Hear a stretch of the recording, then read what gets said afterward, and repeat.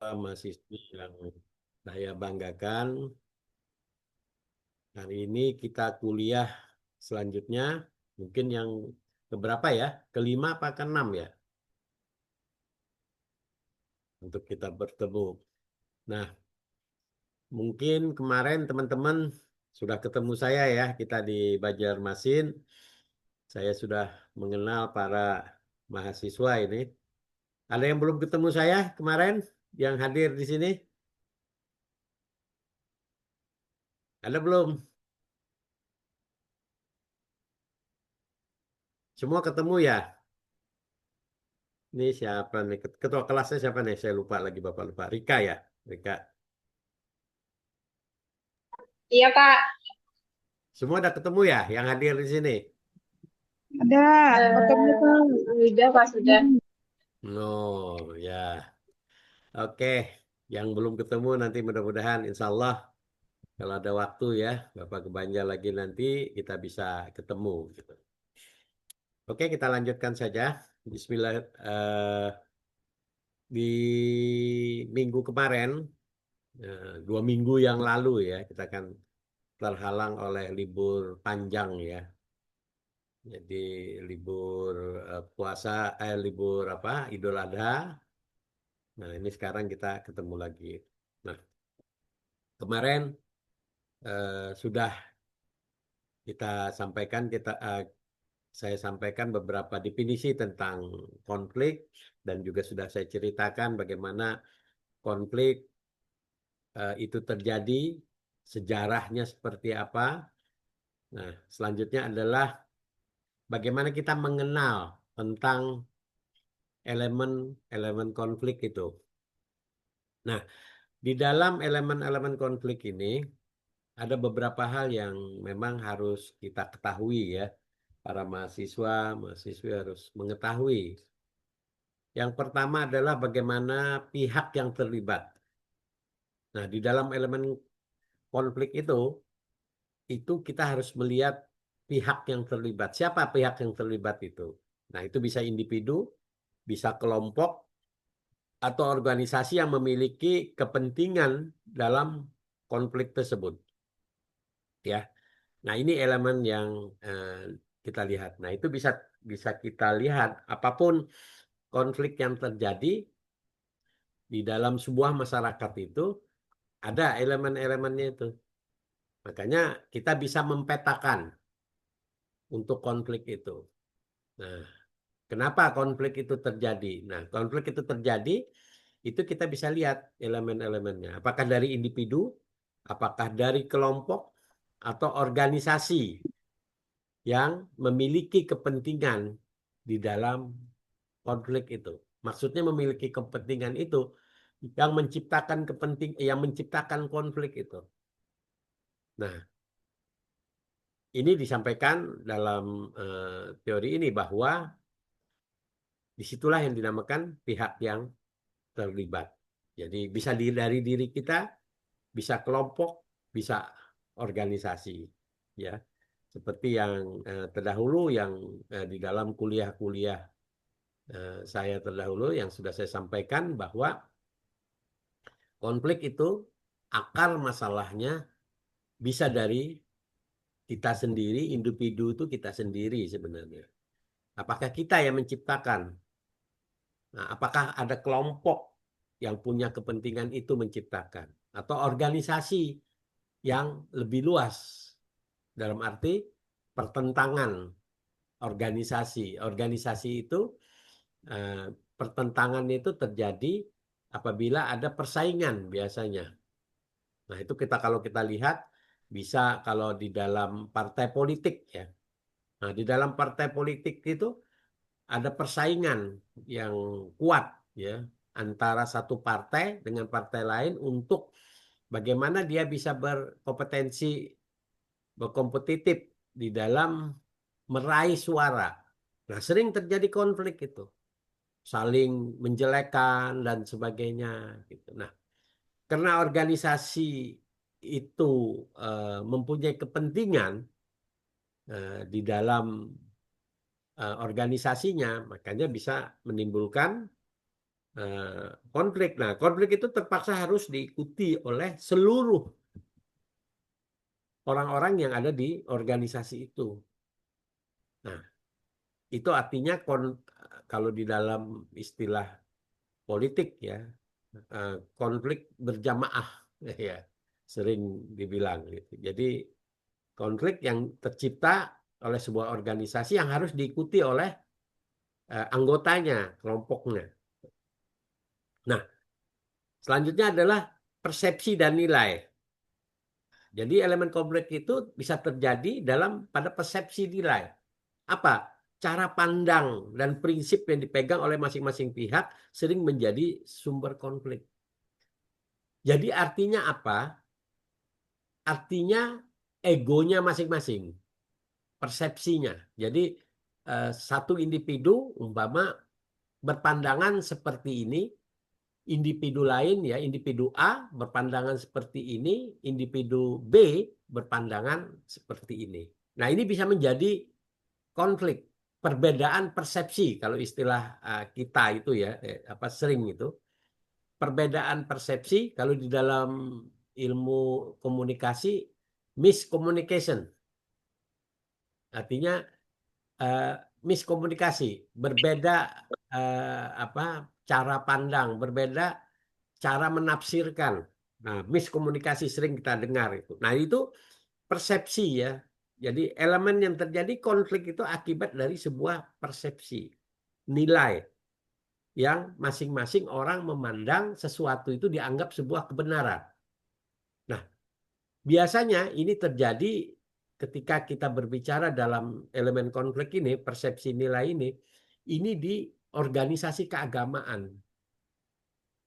Ya, kalau apa teman-teman mahasiswa ya melihat eh, kenapa organisasi keagamaan itu sering terjadi konflik, padahal eh, agamanya sama gitu, Islam gitu ya. Nah, di dalam persepsi Islam, tapi kenapa mereka berkonflik? Nah, ternyata ada dari sisi pandangan masing-masing kelompok itu yang memandang bahwa persepsinya Kecil Pak sama Julian Pak. suara Iya. suaranya kebuka. Tolong kasih tahu suara. Pagi mau ada pakai Pun apun pahit mo katanga deh. Hah?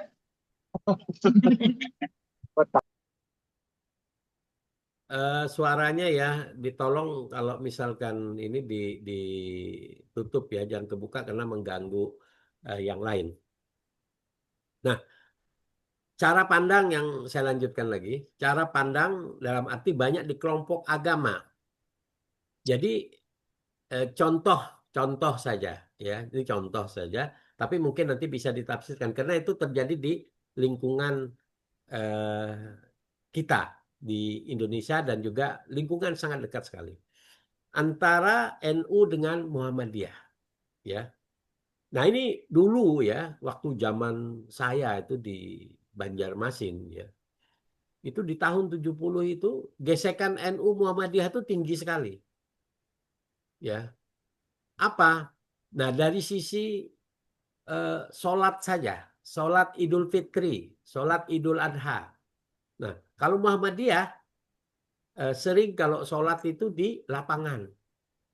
Nah, tapi kalau NU sholatnya di masjid. Nah, ini terjadi pertentangan.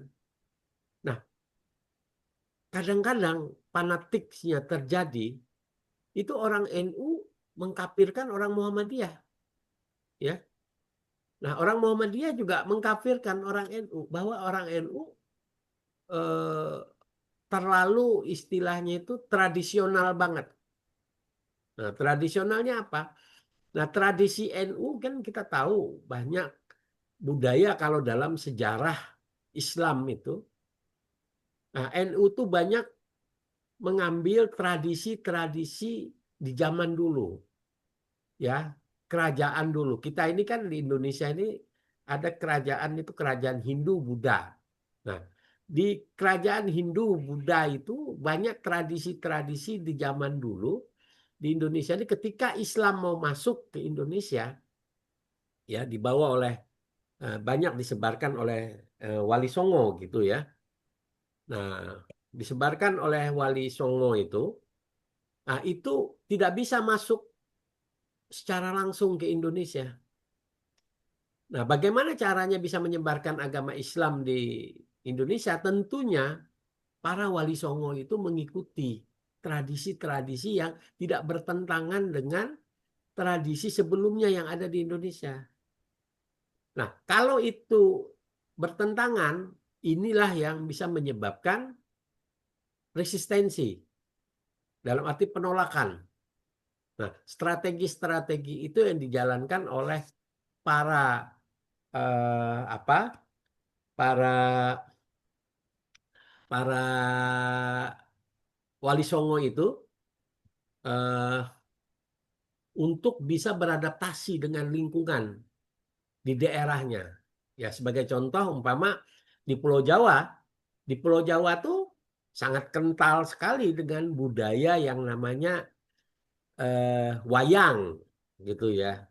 Budaya yang namanya apa itu mengasih dupa gitu ya dan sebagainya itu untuk eh, apa tradisi keagamaan. Nah, makanya kalau kita lihat di Kalimantan Selatan ya, mungkin sampai sekarang masih tradisinya itu kalau kita setiap malam Jumat itu dulu kalau ibu saya itu ya baca Yasin itu pakai dupa gitu. Kayak dupa. Wangi itu. Wah, ruangan tuh wangi. Itu pakai itu tradisi zaman dulu. Jadi kalau zaman dulu tuh Hindu Buddha itu kalau mau apa? Kalau mau persembahan dia pakai wangi-wangian, ya Pak, ada asap apa sebagainya itu. Nah, itu tidak bisa dihilangkan. Nah, jadi semuanya itu berasal dari situ. Nah, itu yang dianut oleh NU. Nah, tapi Muhammadiyah tidak. Muhammadiyah itu sedikit berpikir rasional. Jadi dia bilang segala sesuatu itu dilaksanakan secara rasional. Tidak perlu hal-hal seperti itu. Tidak perlu tahlilan. Tahlilan tuh dianggap bahwa itu bukan ajaran Islam yang murni gitu kan. Ahli sunnah wal jamaah kalau istilahnya. Nah, di situ terobosan Muhammadiyah muncul di situ. Muhammadiyah rasional karena dia berbicara tentang masalah pendidikan. Ya. Nah, sering konflik itu terjadi. Tapi bukan mempertentangkan akidah ya. Masalah apa ketuhanannya itu tidak. Tetap percaya kepada Allah ya. Tuhan itu adalah Allah ya. Nabi itu ya Nabi Muhammad Rasulullah gitu. Itu. Nah, berbeda umpama dengan Ahmadiyah. Berbeda kalau di dalam di dunia global itu Syiah. Nah, itu pertentangan-pertentangan itu yang dilihat. Nah, itu dari sisi sudut pandang ya. Jadi pandangan. Nah, kita juga tahu umpama Syiah itu kenapa Syiah itu terjadi konflik gitu ya dengan Sunni gitu. Itu sejarahnya kalau kita baca bukunya itu pertentangan Sunni Syiah itu sampai kiamat itu tidak akan berhenti itu. Kenapa? Dari sisi sudut pandangnya sudah berbeda. Nah, Syiah itu menganggap bahwa itu kiblatnya ke Sayyidina Ali. Nah, kalau Sunni tidak, ahli sunnah wal jamaah. Nah, terjadi pertentangan. Nah, semuanya ini. Nah, inilah sisi sudut pandang yang saya contohkan yang terjadi di eh, Indonesia. Nah, itu Islam. Kristen juga begitu. Kristen itu terjadi juga. Dulu ya namanya Kristen, jadi satu ya, Katolik. Sekarang ada yang namanya Protestan. Nah, kenapa muncul Protestan? Nah, yaitu namanya Protestan, protes gitu ya. Ada sesuatu ajaran yang dia tidak sesuai dengan kelompok yang memprotes ini. Makanya di dalam Kristen itu ada yang iblatnya kalau Katolik Paus ya, kalau ini pendeta dan sebagainya. Nah, itu istilah-istilah itu. Nah, itu dalam persepsi nilai ya, norma ya, nilai norma itu bisa di dalam konteks bagaimana konflik itu bisa terjadi akhirnya menyebabkan pecah tadi. Pecah. Nah, ini sama akan bisa terjadi di lingkungan kita sendiri. Nah, individu yang sangat kecil sekali ya di antara kita, umpama kita berteman yang tadinya akrab Hah? gitu. Iya. Ya, ini siapa suaranya lagi nih? Hah? Nurul, suaranya di mute ya. Nah, di antara kita, umpama, ya, di antara kita berteman saja. Nah, temannya akrab gitu. Satu, oh, kemana-mana jalan berdua. Tiba-tiba ada pandangan yang berbeda, begitu. Salah bicara, ya, miskomunikasi, atau ada yang menghasut, yang menyampaikan ini, tapi tidak di apa? Tidak diklarifikasi kalau istilah Islam tabayun itu di cross check kepada sumber informasi yang bersangkutan yang ini. Nah, tapi kita emosi dulu gitu. Nah, ini sudut pandangnya sudah berbeda gitu. Padahal yang diinginkan oleh teman kita ini sebenarnya berbicara ini gitu. Tapi kita salah nafsirkan.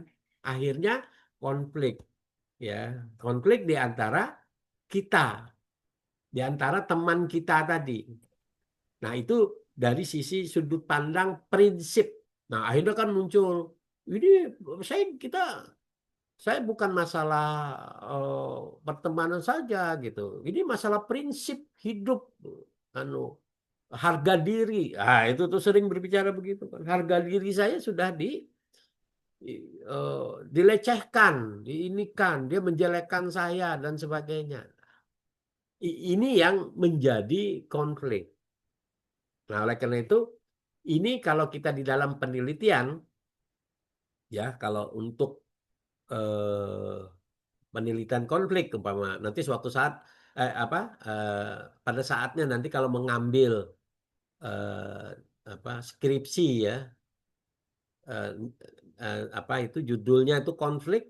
Nah, ini elemen ini menjadi sebagai indikator untuk kita bagaimana melihat penelitian itu. Jadi ketika konflik itu kita akan melihat pihak mana yang terlibat.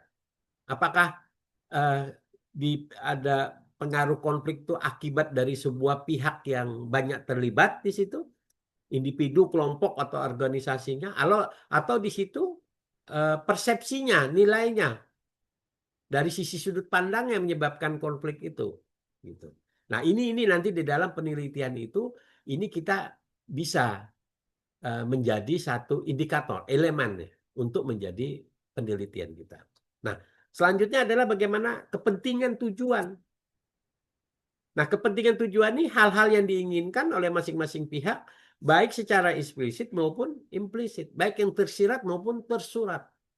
Ya, istilahnya bagaimana kepentingan tujuan yang kita harapkan. Nah, kadang-kadang kita susah menerka ketika konflik itu terjadi yang dianggap biasa-biasa saja.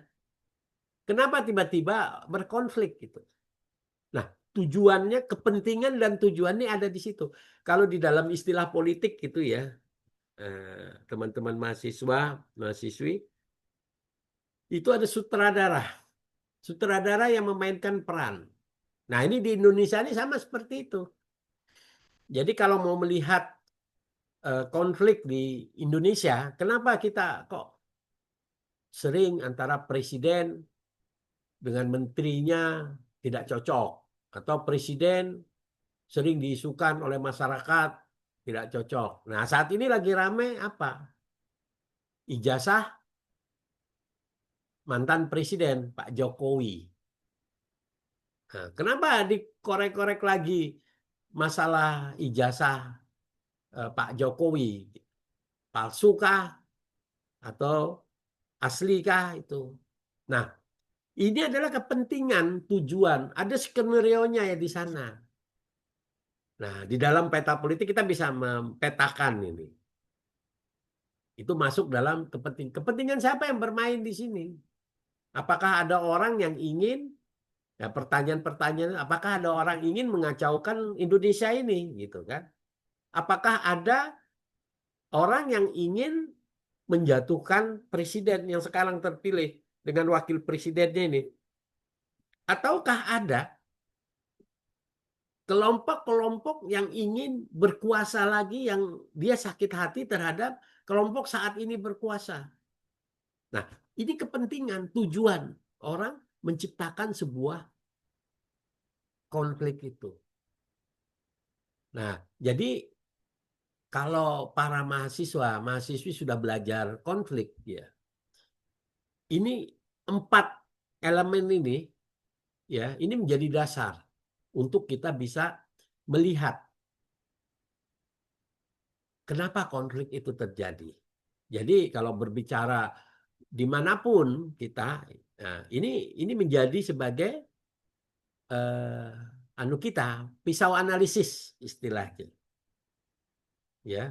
Nah, itu nanti baik terjadi di lingkungan kerja, di lingkungan, termasuk di lingkungan rumah tangga kita sendiri, di apa, tempat bekerja, di lingkungan apa, warga dan sebagainya. Ini bisa menjadi elemen untuk analisis kita, melihat. Nah, baru di situ kita bisa memutuskan, oh ternyata konflik yang terjadi ini adalah adanya kepentingan gitu.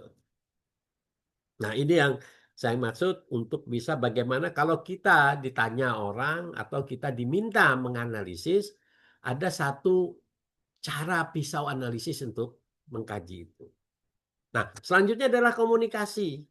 Nah, itu saya bilang tadi, ada proses pertukaran informasi dan persepsi yang dapat memperburuk, meredakan konflik. Nah, itu tadi miskomunikasi. Salah dari sisi bagaimana cara penyampaian. Cara penyampaian. Nah, menyampaikan sebenarnya sesuatu yang eh, dianggap itu sebenarnya bagi orang yang menyampaikan itu biasa-biasa saja. Tapi yang menerimanya ini tidak biasa. Akhirnya ketersinggungan. Nah, ketersinggungan inilah yang dalam konteks ketika proses pertukaran informasi itu terjadi persepsi yang apakah bisa memperburuk atau meredakan konflik itu. Jadi kita hati-hati di dalam melakukan penyelesaian konflik, ya, resolusi resolusi konflik. Nah, saya dulu pernah terlibat, ya, baik konflik di dalam negeri maupun di luar negeri. Jadi di luar negeri itu dulu waktu saya membantu Pak Yusuf Kala di Wakil Presiden, kami masuk di dalam perdamaian antara Afghanistan, ya, konflik di Afghanistan. Itu sangat luar biasa sekali, banyak yang meninggal gitu. Nah, kita masuk pada itu kita undang orang Afghanistan. Nah, konfliknya dengan siapa? Amerika sebenarnya yang bermain di sana. Kenapa Amerika punya kepentingan terhadap Afghanistan? Karena Afghanistan itu sangat kaya dengan sumber minyaknya itu. Makanya kalau teman-teman mahasiswa ingin tahu, ya, kenapa daerah-daerah di dunia itu ada daerah berkonflik itu tidak jauh daripada perebutan sumber daya alamnya. Ya, sumber daya alam. Jadi kalau sumber daya alam kaya, pasti ingin dicaplok. Nah, sama dengan Indonesia. Indonesia itu kalau dilihat, ya ini pengetahuan para mahasiswa, mahasiswi nanti dibaca beberapa literatur, kenapa Irian Jaya itu selalu bergejolak. Dari saat merdeka direbut, ya, dulu Irian Irian Jaya, bukan Papua, ya, dulu Irian Jaya. Kenapa direbut Irian Jaya itu? Ya. Nah, itu dalam sejarahnya Indonesia itu dibantu oleh yang namanya sekutu Amerika. Jadi berbicaralah Amerika terhadap ini. Oke, Indonesia akan bisa Irian Jaya masuk ke Indonesia, tapi dengan catatan apa? Sumber daya alamnya itu dia menguasai. Makanya Freeport itu. Freeport itu istilahnya kalau di dalam nikah itu apa? Eh, mahar. Ya, mahar. Ku kita jadi akad nikah, kuberikan mahar. Nah, salah satu Freeport itu adalah mahar. Makanya sampai sekarang Freeport itu dikuasai oleh asing. Tidak mungkin Indonesia bisa, kecuali Indonesia begitu mandiri dan bisa mengalahkan Amerika. Atau Amerika tidak lagi menjadi superpower dunia. Nah, ini terjadi lagi nikel, nikel ini, ya. Siapa yang menambang nikel di Irian Jaya? Ya itu adalah orang yang punya kepentingan di situ. Nah, sekarang China, ya, banyak ya. Dulu di zamannya Pak Jokowi 10 tahun dia berkiblat kepada Cina. Nah, Cina dengan Amerika nih bermusuhan, ya. Jadi blok barat, blok timur. Kalau dulu sebelum China masuk di persaingan dunia ini, dulu antara Rusia dengan Amerika.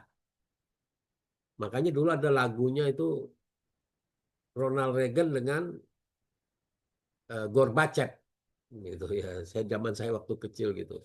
Itu Kus Plus nyanyikan itu lagu pertentangan antara Presiden Amerika dengan Presiden Rusia. Itu sebelum Rusia bubar tuh. Nah, ternyata perubahan dunia terjadi ya. Jadi di dunia itu ada konflik sebenarnya. Ingin bagaimana sebuah negara superpower ingin menguasai negara-negara yang tidak kuat, negara-negara berkembang. Nah, negara-negara berkembang ini tujuannya tadi, kepentingannya adalah bagaimana negara superpower bisa menguasai negara-negara berkembang itu untuk apa? Untuk kepentingan bisnisnya.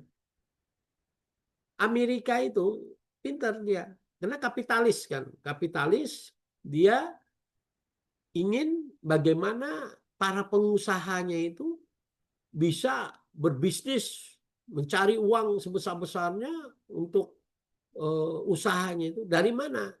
Intervensi dia ke negara-negara berkembang yang sudah dibantu dia. Kamu sudah saya bantu, kamu harus membantu bisnis. Masuklah bisnis-bisnis orang-orang Amerika ke sana. Nah, itu cara bagaimana intervensi negara-negara asing masuk ke Indonesia. Begitu juga sekarang ke Indonesia.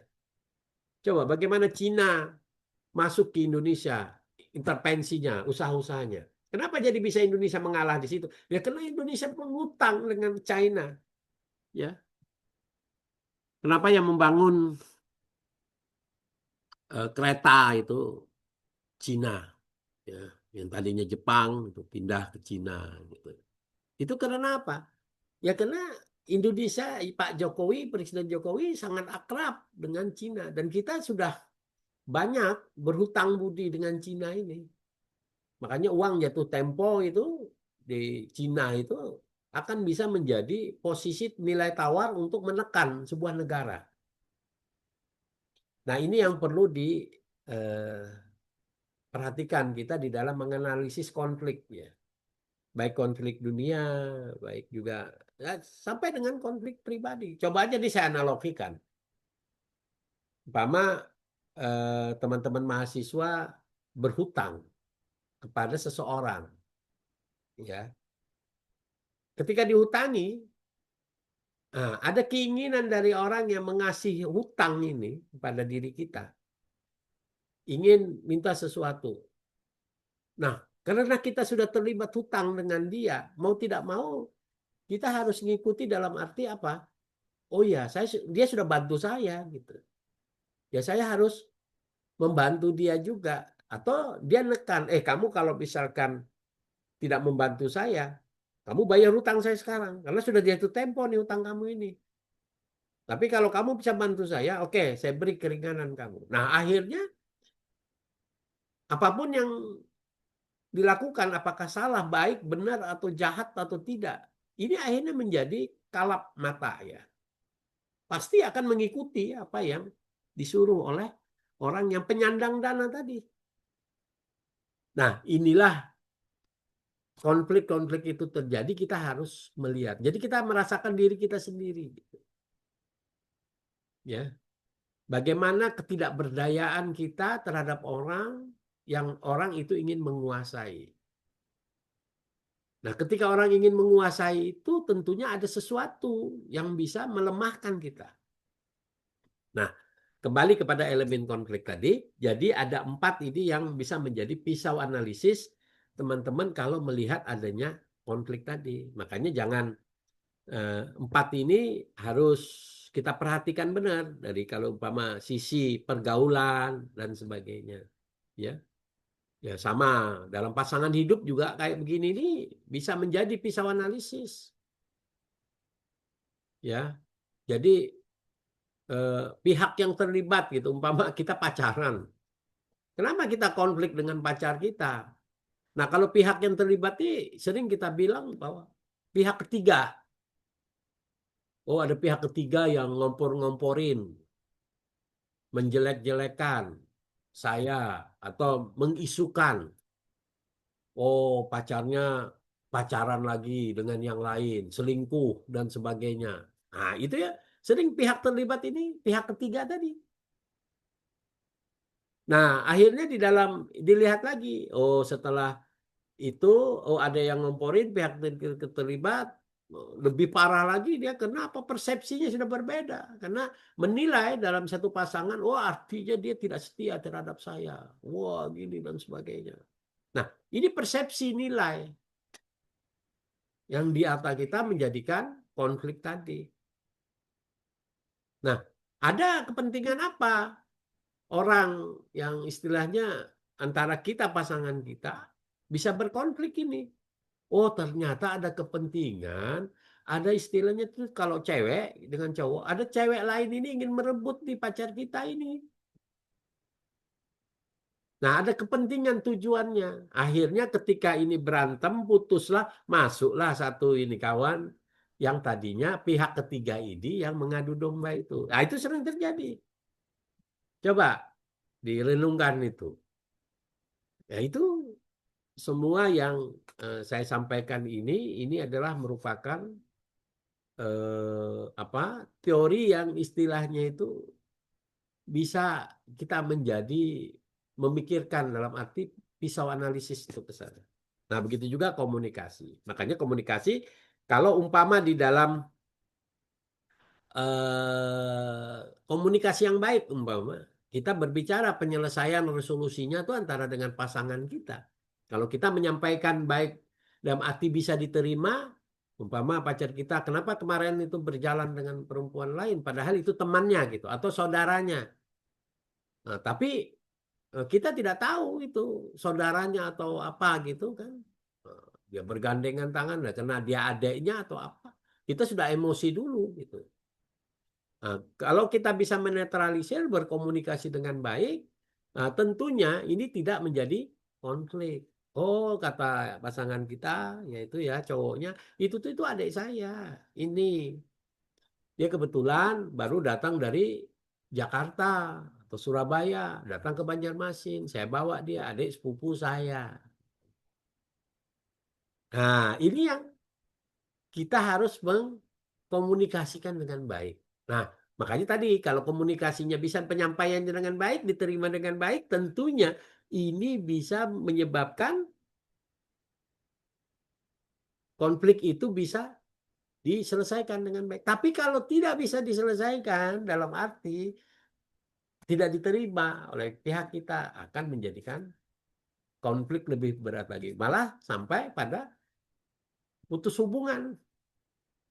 Ya, nah itu saya mengumpamakan dari elemen-elemen ini bisa menjadi pisau analisis. Makanya di dalam teori-teori yang disampaikan ya mata pelajaran ini sebenarnya dalam kehidupan kita sehari-hari selalu terjadi. yang kita bisa menyampaikan atau mencari solusinya itu seperti apa. Nah, ini pisau analisisnya itu. Ya. Jadi ini yang teman-teman mahasiswa harus pahami secara umum. Dan eh, itu sangat mudah sekali. Jadi nggak usah baca buku yang tebal-tebal pun apa yang saya sampaikan ini sudah bisa menjadi eh, solusinya gitu. Nah, jadi besok kalau soal gitu mudah banget kita mengambil pisau analisis ini. Ya. Nah, ini saya sampaikan tadi. Mengapa konflik itu bisa terjadi? Nah, konflik bisa terjadi karena keterbatasan sumber daya. Nah, kompetisi untuk mendapatkan sumber daya terbatas seperti anggaran, waktu, ruang, perhatian manajemen, dan sebagainya. Nah, ini yang bisa menyebabkan konflik. Jadi, keterbatasan anggaran yang di Indonesia terjadi. Apa? Saat ini kan Indonesia utang, ya. Mau jatuh tempo. Kementerian Keuangan bingung. Defisit negara 500 triliun. Harus dibayar. Itu baru bunganya saja. Belum cicilannya. Defisit negara itu 500 triliun. Mencarinya dari mana uang itu? Uang itu sumber daya uang dana itu Indonesia itu diambil dari pajak rakyat. Itu pemasukan. Negara itu nggak punya penghasilan. Nah, pajak rakyat dari mana? Dari usaha-usaha rakyat, dari perdagangan, ya, dari ekspor, ya, terus dari apa? eh, Perdagangan bangunan dan sebagainya itu dipajakin. Mengapa kita harus bayar pajak? Ya itu salah satu untuk membiayai pemerintahan ini, negara ini. Ya itu ceritanya. Jadi kalau di negara ini tidak bisa membiayai kebutuhan-kebutuhan di dalam pelayanan kepada masyarakat, terutama masyarakat menggaji dan pasti konflik itu. Makanya ketika efisiensi, wah rame bicara pegawai negeri, wah bahaya ini kalau misalkan tidak akan terjadi no, apa, pendapatan dan sebagainya. Nah, begitu juga ketika efisiensi merambat kepada sektor real ekonomi kita, akhirnya apa? Nilai beli itu rendah. Ketika nilai beli rendah, para pengusaha-pengusaha ini ya akan kesulitan mendapatkan keuntungan. Kenapa? Uang tidak beredar banyak. Nah, itu keterikatannya. Ya. Jadi dengan keterbatasan sumber daya ini bisa menyebabkan konflik ya. Jadi anggaran, waktu, ruang. Nah, termasuk manajemen tadi. Jadi kalau orang bekerja yang di swasta, di negeri, dari bagaimana cara memanage dalam sebuah organisasi itu, kalau tidak bagus, tidak adil dan sebagainya, pasti akan konflik itu.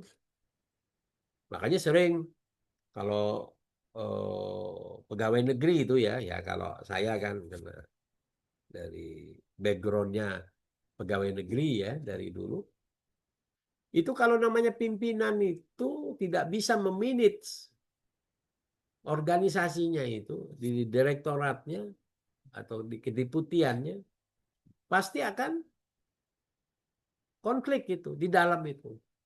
Ada yang tidak suka, ada yang sakit hati, ada saling memanfaatkan, ada menjelekkan dan sebagainya. Akhirnya apa? Kita tersisih di situ. Ya kalau kita kuat kita bertahan. Kalau kita tidak kuat pasti kita akan tersisih. Akhirnya sudah di rolling saja itu. Mereka tidak bisa bekerja ini dan sebagainya. Nah, bukan sebenarnya kita tidak bisa bekerja, tapi adalah karena di situ akan terjadi konflik di situ. Nah, sama kalau di swasta. Ada konflik di situ karena masalah sumber daya, cara manajemennya dan sebagainya. tiba-tiba kita disingkirkan. Nah, mungkin tidak menutup kemungkinan kita akan di PHK. Di situ banyak kan terjadi itu. Nah, ini konflik itu terjadi. Nah, distorsi komunikasi, ya itu tadi yang saya sampaikan adalah karena kesalahpahaman, informasi yang tidak lengkap, interpretasi terhadap pesan yang sama. Nah, ketika diberikan pesan ini, kita menyampaikan pesan yang berbeda. Akhirnya di bawah terjadi konflik. Nah, itu bisa. Struktur organisasi, ya, pembagian kerja hierarkis, sistem penghargaan yang tidak seimbang dan dalam organisasi. Ini yang terjadi banyak di perusahaan-perusahaan swasta, terutama konflik buruh, ya. Buruh itu banyak terjadi tuh. Saya kebetulan aktif juga di Kementerian Depnaker, sering mengundang saya dalam resolusi konflik antara serikat pekerja dengan pengusaha. Nah, bagaimana menyelesaikan itu? Nah, itu tentunya kita memilah apa konflik sebenarnya. Apakah karena pembagian kerjanya atau penggajiannya atau apa itu jaminan kesehatannya dan ini semua kita petakan untuk di situ. Itu struktur organisasi. Nah, yang lainnya selanjutnya adalah perbedaan individu. Jadi variasi dalam nilai, kepribadian, latar belakang budaya, tujuan, dan kepribadian. Nah, ini yang menyebabkan konflik itu, tapi analisis dari yang saya sampaikan di depan tadi, ya, ada nilai, komunikasi, dan sebagainya itu. Nah, ini terjadilah konflik ini. Nah, itu yang perlu kita perhatikan. Jadi, para teman-teman mahasiswa, mahasiswi, dengan mata pelajaran yang saya sampaikan ini, besok kalau sudah ada konflik, sudah bisa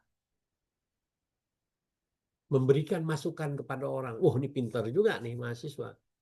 Karena bisa menyelesaikan konflik ini. Oh, apa? Apalagi yang bisa berdiplomasi istilahnya itu. Kalau orang berbicara itu kan menyampaikan sesuatu itu diplomasi.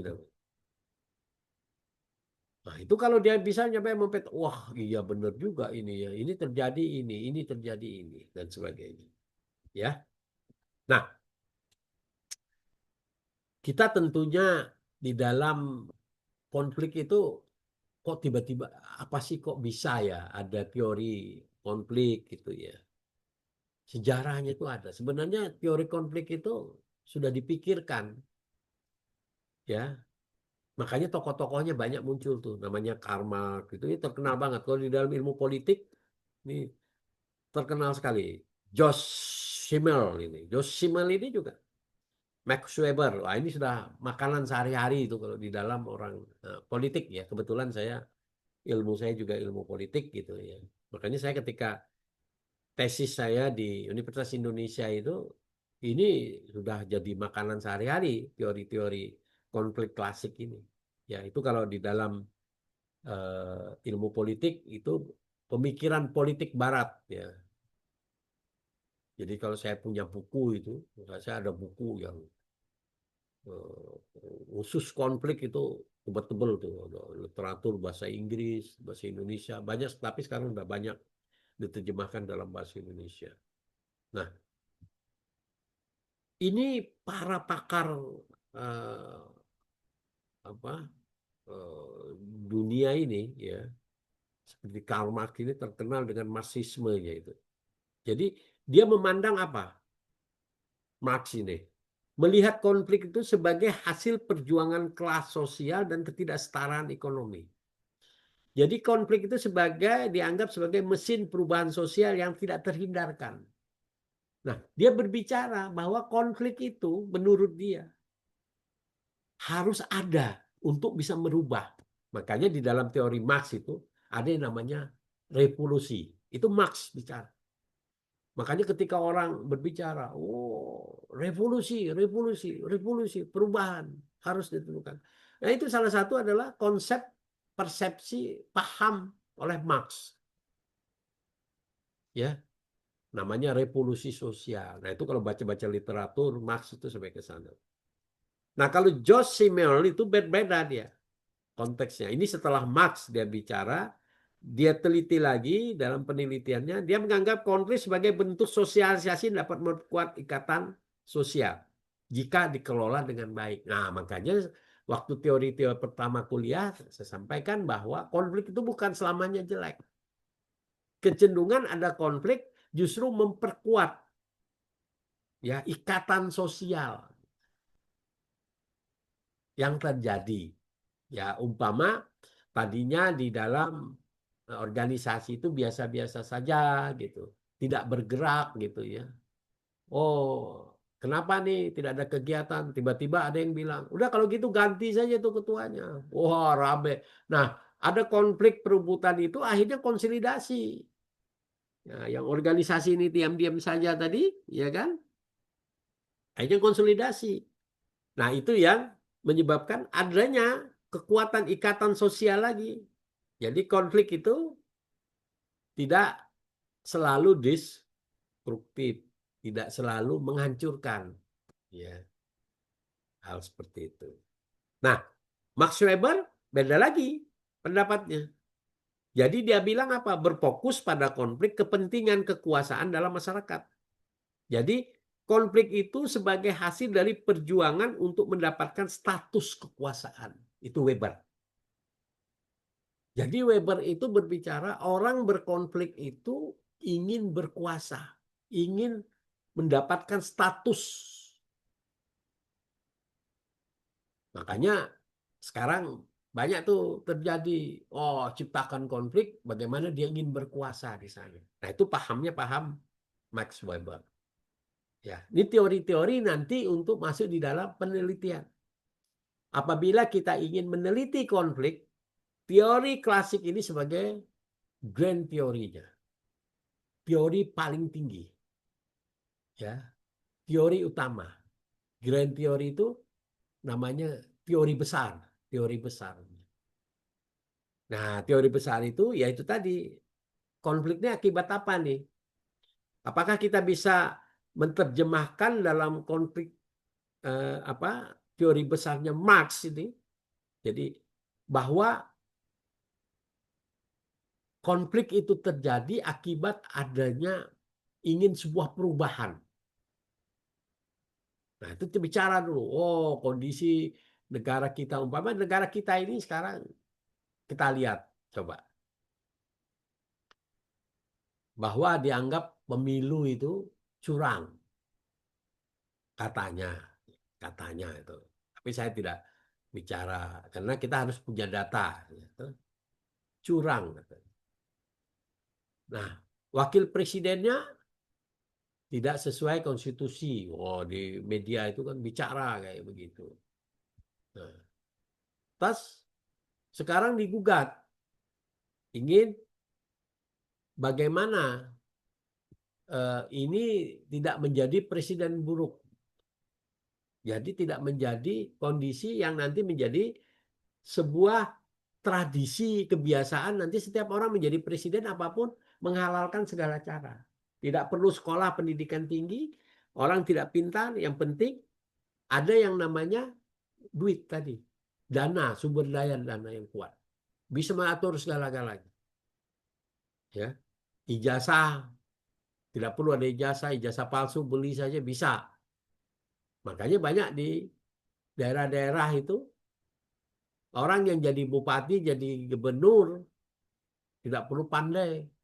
Ada yang dulu zamannya dulu jualan apa sebagainya, tapi karena duitnya banyak ya. Kalau di Kalimantan Selatan karena dia pedagang batu bara dan sebagainya, akhirnya dia bisa menjadi bupati, wali kota dan sebagainya. Padahal kemampuan dari segi ilmu pemerintahannya dia tidak memiliki. Nah, ujung-ujungnya apa? Dalam konteks itu dia tidak pandai dari segi kelola pemerintahan, akhirnya apa? Sumber daya alamnya dimanfaatkan oleh orang lain, para pengusaha-pengusaha. Dia hanya dijadikan boneka.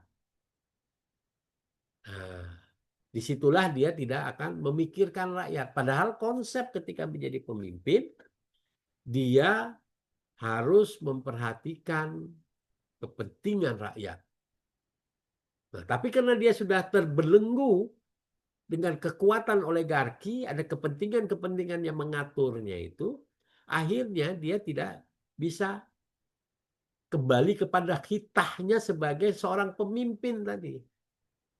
Seharusnya kan dia seorang pemimpin, dia memperhatikan rakyatnya, melayani rakyatnya, menjadikan rakyatnya sejahtera dan sebagainya. Tapi dia terkungkung dalam sebuah konsep yang dia tidak berdaya karena dia apa? Sudah dibiayai oleh yang namanya uang tadi.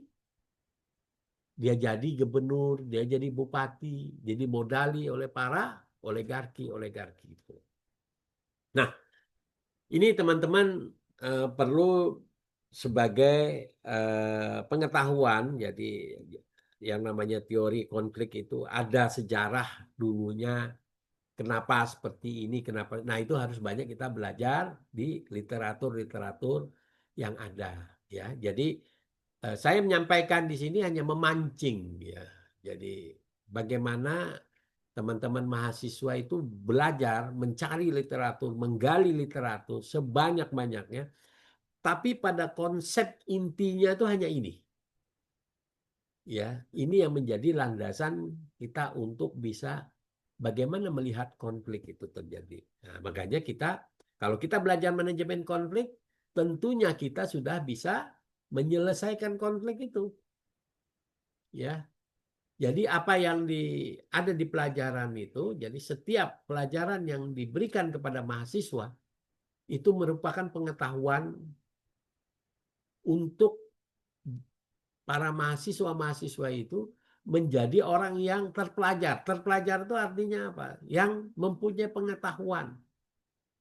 Oleh karena itu kalau menyandang gelar sarjana tapi tidak bisa berbicara tentang sesuatu keilmuannya, saya tidak bisa membayangkan orang akan melecehkan kita. Ah, itu kuliahnya benar atau tidak. Makanya saya kenapa selalu ingin para mahasiswa, mahasiswi itu coba kalian kuliah. Apa yang disampaikan oleh dosen itu merupakan sebuah pengetahuan yang tidak didapat dari kita ketika kita membaca buku. Makanya gunanya kuliah itu sebenarnya diskusi, bukan kita hanya seorang dosen hanya menyampaikan saja. Jadi kalau di luar negeri itu ya, saya pernah studi banding ke beberapa negara itu. Kalau kuliah di luar negeri itu, tempat kuliah ini makanya namanya kampus ya. Kampus itu kalau dalam bahasa ini diskusi itu. Permasalahan di luar yang kita dapat itu didiskusikan di kampus, dibicarakan, dicari, saling berkomunikasi. Nah, itu gunanya kampus. Bukan kampus itu pelajaran yang khusus dalam arti disampaikan. Tidak. Tujuan utamanya itu adalah bagaimana diskusi. Makanya ketika saya memberikan materi ini, para mahasiswa-mahasiswi tidak ada dialog interaktif, ya, diskusi dalam kuliah ini. Tujuannya juga agak sedikit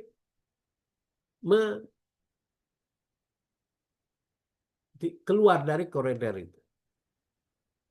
Ya, jadi itu teman-teman semua sudah hampir jam 9 ya. Sebelum saya tutup, mungkin ada beberapa pertanyaan yang 1 menit, 2 menit ini untuk bisa kita diskusi. Apakah ada pertanyaan? Apa sudah memahami apa yang saya sampaikan?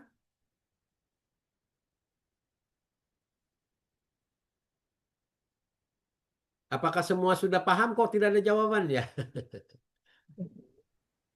Insya Allah Pak, paham Pak. Ya, ya Bu Risna ya.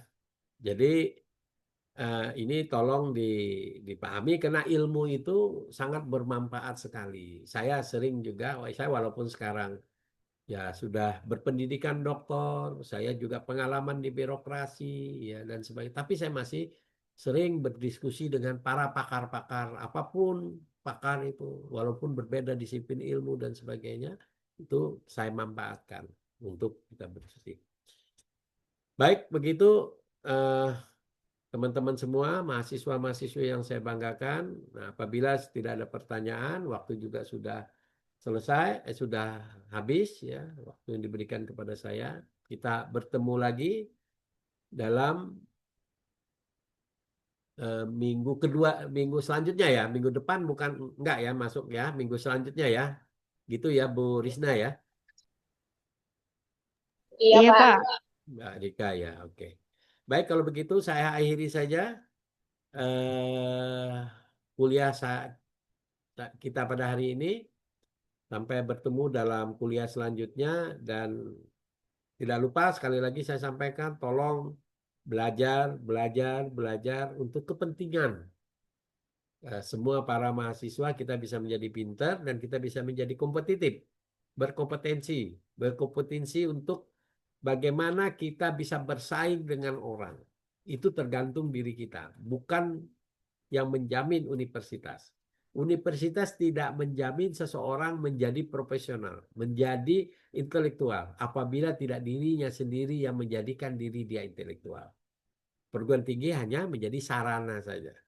Begitu ya. Terima kasih sekali lagi. Mohon maaf apabila hal kurang berkenan. Bila topik wa hidayah. Assalamualaikum warahmatullahi wabarakatuh.